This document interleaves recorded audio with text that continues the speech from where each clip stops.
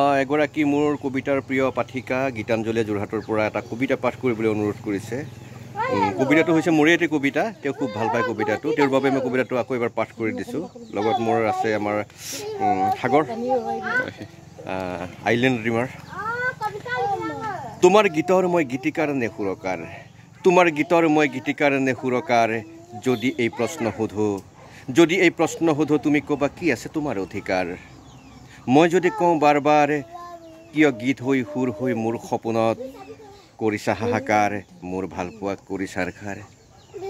তুমি মোৰ সুৰ মই তোমাৰ কথা, নদী তোমাৰ কণ্ঠ দুখ মোৰ বেহেলা।